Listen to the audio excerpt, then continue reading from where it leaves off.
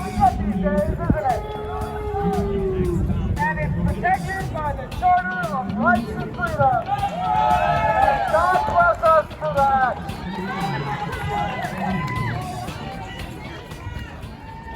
You can stick your new world order up your ass.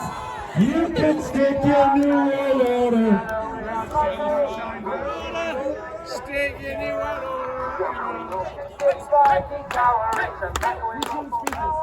We got a couple speakers. Come on up to the front. The lovely lady from Elmer. This isn't about a satanic agenda. I mean, maybe it is a little. But we don't need the satanic agenda to know that we do not consent. That's right. Exactly. It doesn't matter. We do not consent to the Great Reset. That's right. It's irrelevant. We do not consent to the Great Reset. No. Great reset. I don't know if that's connected to what you were going to talk about, but I wanted. All right, what's your name? Kimberly. Give it up for Kimberly. St. Catharines, you have a ton of flowers.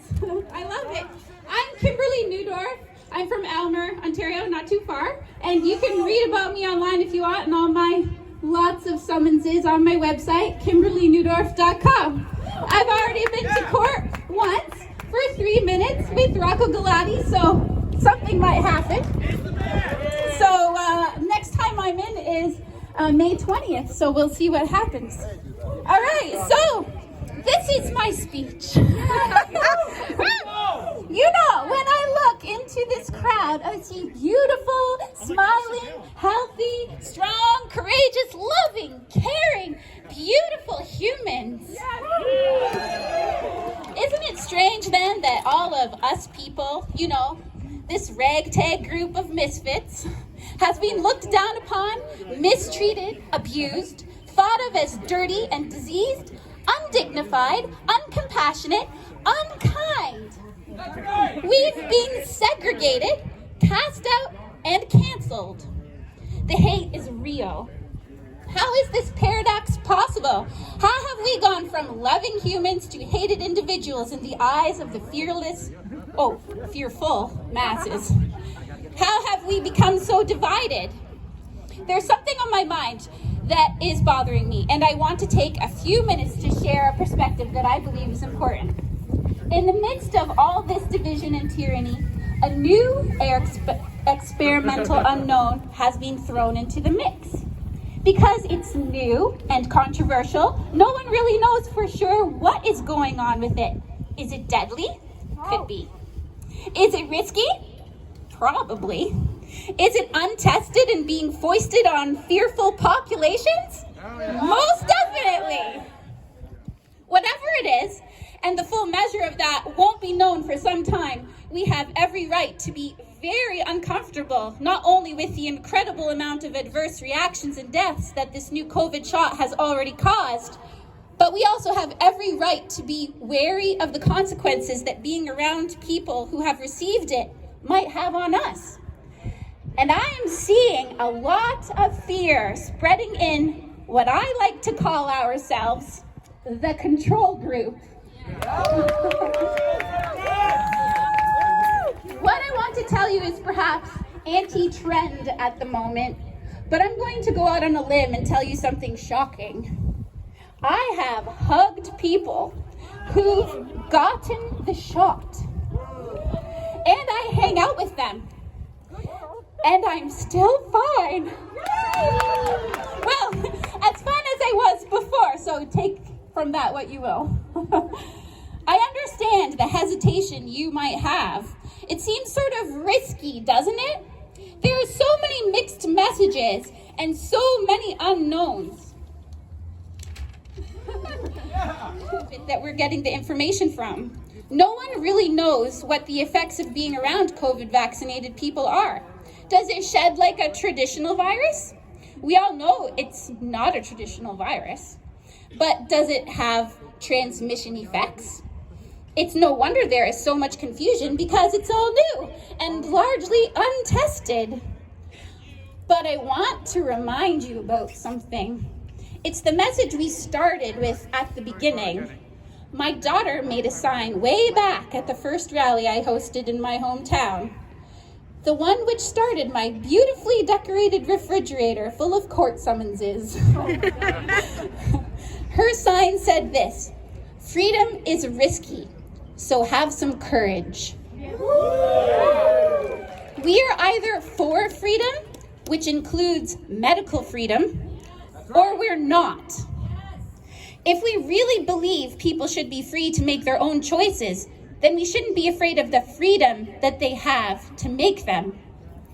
What have all of us been proclaiming about for our health from day one? That it's all about our immune system, which you can't get from Big Pharma. That is the key to our human survival for many millennia in our immune system. And God knows that we've survived far worse than this COVID creation. That's right. That we trust our bodies to be able to heal and to protect us. That we are people who hug, who decry the mantra of social distancing, who walk upstream against the grocery aisle's COVID arrows, maskless and healthy. So now, we might be harboring just a little resentment at the guinea pigs who lined up to volunteer as lab rats with the Rona shot. Aren't we damn well within our rights to stick it to those people and tell them to stay away from us for a good little while? Perhaps even hoping just a teeny bit that they get an adverse reaction good and hard? Hoping, as my friend facetiously suggested, that the weak, fearful masses who have called us to no end the hateful names might just get what's coming to them, die off, and leave the beautiful ragtag people I'm talking to right now in charge. It's tempting, trust me. But if that's our attitude, are we any better than the tyrants running this show? No way. Yeah, those ones. The ones afraid of how our freedom might jeopardize them. The double maskers who stand at political podiums shedding crocodile tears, who will vow to not let one more person die of COVID, even if it means 10 other collateral deaths. Brave leaders who make sure all the photographers from the mainstream media are lined up to take their photo when they get their saline injection. You know the ones. You know what I suggest? Let's not be like them. My vaccinated buddies know full well that we're not fans of that medical route. We've given them piles of information, but we're not canceling them just because they don't agree. We're not shunning them, even though we might have some hesitation about being around them fresh off the Pfizer. We trust all those same things that we told them about when we weren't scared of the Rona, our immune system, our ability to take care of our bodies and our families, and the importance of being together for our overall health. Why should we change our message now? So you give them an epidemiologist, and they'll scream, "Not that epidemiologist, he's obviously a conspiracy theorist." You can never give them the perfect person, as much as they are screaming for this mythical perfect person, someone worthy enough for their attention, someone scared enough to cause them to change their way of thinking and their life. It doesn't take long to realize that even if it were Jesus Christ himself speaking to them, they would say, "Not that, Jesus." They wouldn't like him any more than the jeering crowds who crucified him. So you're in good company if they tell you that you aren't good enough to give them help. You are good enough. Despite all our faults, we are good enough for that. Ironically, everyone now has fingertip access to any article, medical journal, or study, or blog, or opinion. But because most of the population has decided that they themselves are not worthy to figure out what is best for themselves, they project their unworthiness onto you. It is nothing more than self-hate, self-loathing, that rejects the notion that another person like you or I could possibly find something worth sharing to help them, or even to help yourself or your own family, much less save humanity.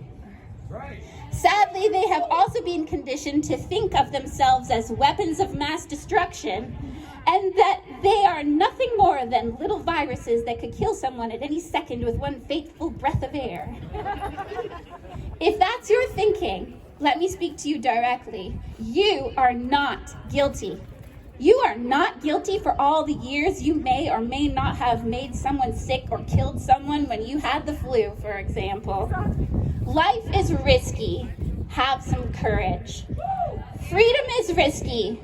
Grow a spine and get living. And when living is confusing and unsure, don't make decisions out of fear.